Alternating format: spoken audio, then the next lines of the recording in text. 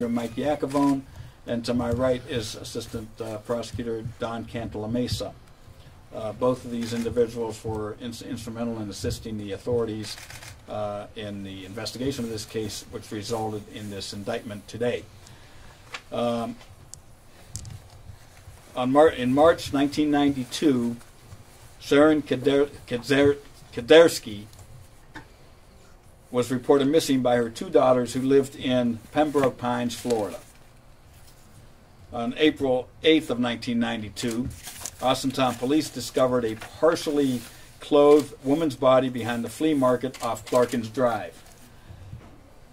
No identification or distinguishing marks were observed on the body, and the body was listed as a Jane Doe.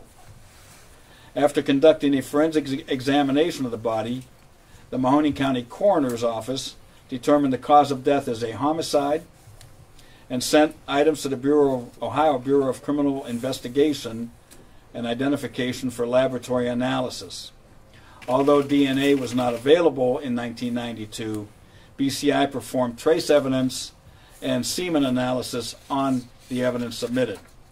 The evidence was then returned to the Austintown Police Department, where it remained in storage until 2011.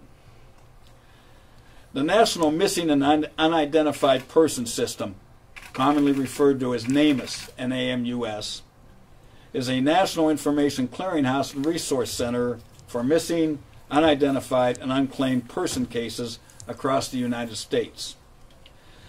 Funded and administered by the National Institute of Justice and managed through a cooperative agreement with the University of North Texas Health Science Center in Fort Worth, Texas, all NAMUS resources are provided at no cost to law enforcement, medical examiners, coroners, allied forensic professionals, and family members of missing persons. NAMUS was created in 2009 and funded through grants administered by the Department of Justice. Individuals can submit DNA evidence to NAMUS for analysis if they have a missing family member that has not been located. In 2011, former Mahoning County Coroner's investigator Courtney Boucher sent DNA cards from four unknown crime victims, or four unknown victims in Mahoning County, including Ms. Kedersky, and the evidence to BCI for DNA analysis. Unbeknownst to investigator Boucher, Ms. Kedersky's daughters also submitted their DNA to NAMUS in May. In June of 2011, according to an article in the Sun Sentinel, the local newspaper in Pembroke Pines. Sharon was identified by NAMUS in January of 2013. In September of 2013, BCI's DNA analysis confirmed a CODIS, which is Combined DNA Indexing System, match linking the same unknown male as a suspect in the Mahoning County homicide of Ms. Kedersky and other crimes in other jurisdictions, partially based on the evidence submitted by investigator Boucher. That was all a part of then Attorney General Mike DeWine's request for cold case submission of evidence for DNA analysis, if you'll recall. The evidence suggested that the suspect was a truck driver during the times in question. BCI analyst Lori Braunschweiger in 2017 took it upon herself to review the records of CODIS and BCI looking for a familial match of DNA. Based upon her analysis and her findings, Samuel Legg III was identified as a possible match in Mahoning County's unsolved homicide of Sharon Kedersky, among others outside of Mahoning County. Based on Braunschweiger's report, detectives from various jurisdictions became involved in consultation. In January, a detective from Medina County Sheriff's Department, along with the Medina County prosecutor, flew to Arizona and received a DNA sample from Mr. Legg. Within 2 weeks, BCI confirmed that Mr. Legg was a match to Medina County's case and to our unknown male in Ms. Kazerski's homicide. Investigation revealed that Samuel Legg was a truck driver in 1992, and he had an Ohio CDL driver's license. Last week, Austintown detectives, along with detectives from other jurisdictions, and Attorney Mike Iacovone from the Mahoning County Prosecutor's Office, the Austintown detectives of Robert Whitehead and Gregory McGlynn, participated in interviews of Mr. Legg in Medina County. Subsequently, this case was presented to the Mahoning County Grand Jury this morning, and the Grand Jury returned an indictment consisting of 4 counts. The first 3 counts are aggravated murder, the first count being aggravated murder with prior calculation and design, the second count being aggravated murder during the commission of a felony rape, the third count aggravated murder during the commission of a aggravated robbery of Ms. Kazerski, and the fourth is straight murder. Aggravated murder carried a penalty of 20 to life in 1992, which is what he would be subject to, and murder carries a penalty of 15 to life in 1992. The statute of limitations have run on the charges of aggravated robbery and rape, so cannot charge them with those. An indictment is only an allegation and is not considered evidence. This defendant is considered innocent until proven guilty beyond a reasonable doubt in a court of law. Now I can take your questions. What does it mean to get justice for this victim 27 years after the fact? For it to take this long, but to still probably give answers to the family? I would think it would mean a lot. Like any other victim, they would want to know what happened with their loved one.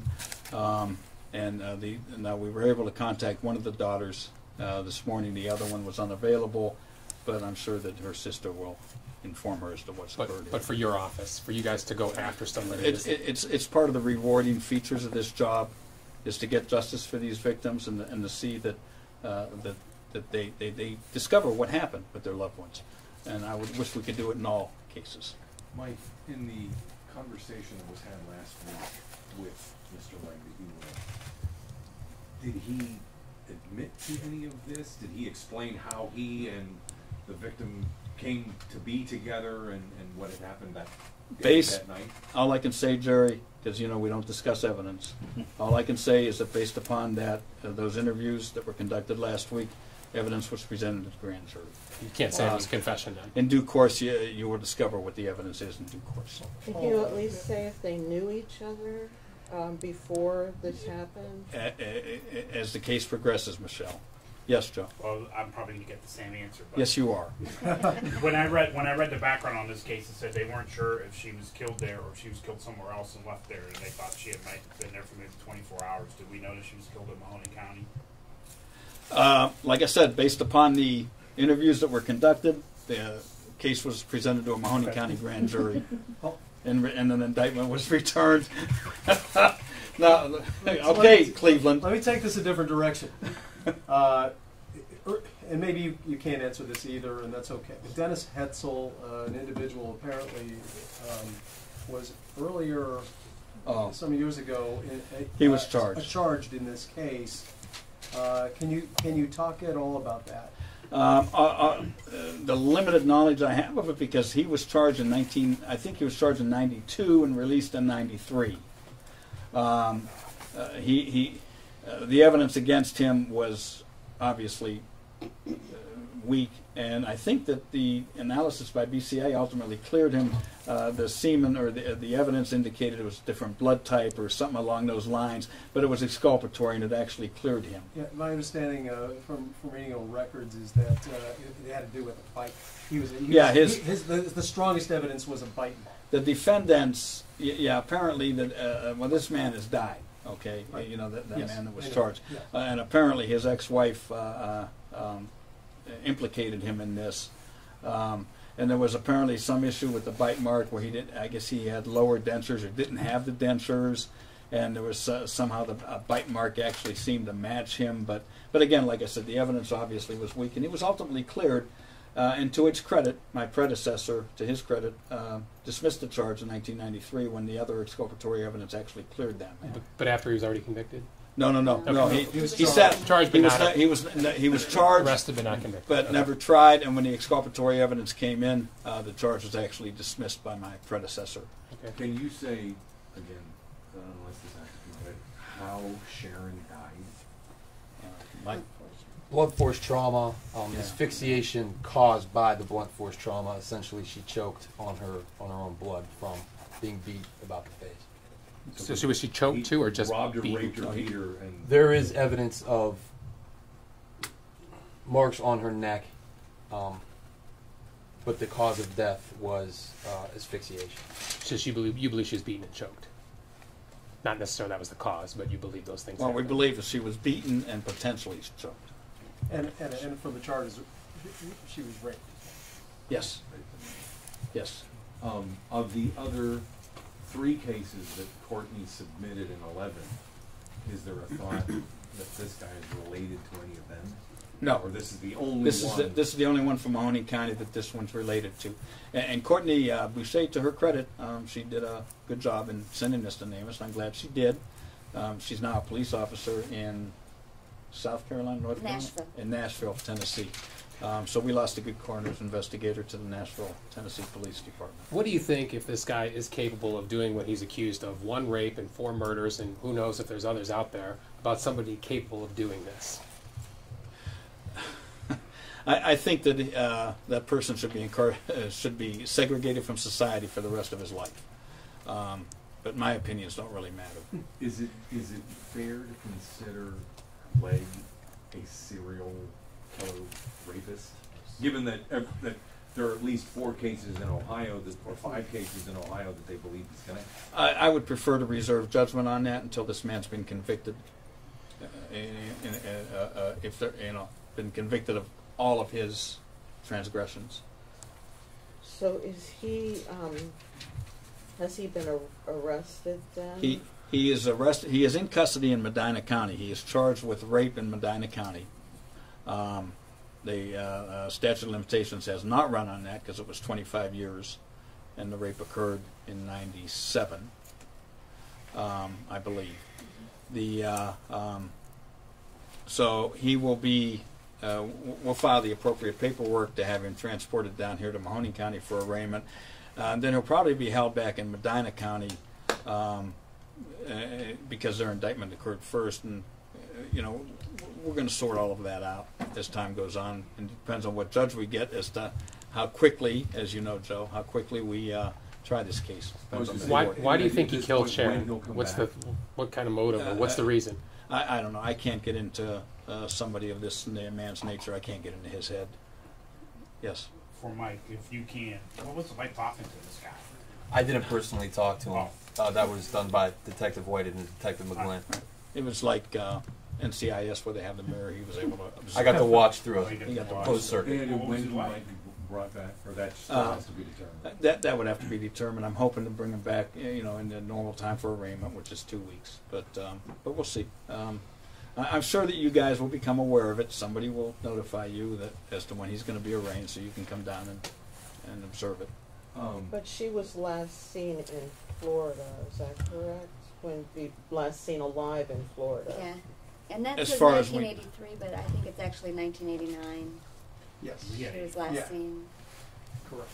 89. Yeah. Yeah, I thought it was No idea what- 89. What's that, Yeah, 83? I don't know why it says that on there. Oh. Somebody else.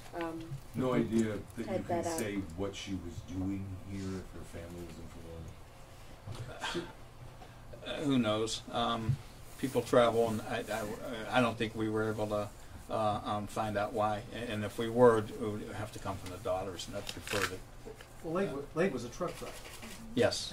And so it is possible, although no one can actually say, it is possible that she was in his truck with him from Florida all the way to Austintown. That's possible. I don't know if they reconstructed his route during that time, We do know that they reconstructed his trip, we were able to prove that he was here during that time when the body was found. But I'm not familiar enough with the file to tell you where he was before then. So yeah, she could have driven up with him. She could have met him here. We don't really know because as you know, trucker. We have transits, and they travel. They just, for whatever their reasons are, they don't stay in one place and they'll travel. They'll hitch rides with truckers or whatever. And unfortunately, she met the wrong one. Does as far as you guys know or have heard, does Legg face charges? I know he was in Arizona in a detention facility. I don't think on a homicide or a rape. No, he was in a group home. Does he, through CODIS and NAMUS, does he face charges anywhere else? I would assume, and I'm assuming, Jerry, I don't have personal knowledge of this, but I'm assuming that there are other jurisdictions who are now actually looking to determine if he might be a suspect in any of their cases because of the fact that he was a truck driver and he was mobile. But yeah, I would assume that, and I'm sure with the media coverage that this is being given, I'm sure that other jurisdictions are also going to be expressing interest with BCI, and we'll just see how it plays out. At that time, was he from Medina as well? Because he had the Ohio CDL. I don't know. I didn't look at the address on the driver's license, Okay. so I'm not quite sure where he was from. But he did have the Ohio CDL at that Yeah, he had an Ohio CDL. Yes. Okay. Back in the early 90s, there were stories, everything from unsolved mysteries on network TV to other things that they were talking about prostitutes taken from truck stops and killed or killed near truck stops. No thought that she did anything like that, or no knowledge. We have no evidence of that at this stage, not that I'm aware of.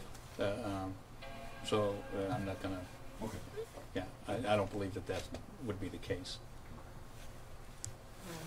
Anything else we haven't touched on? I guess in a lot of ways, this, a lot of victims give up hope of cases being solved sometimes when they go so long.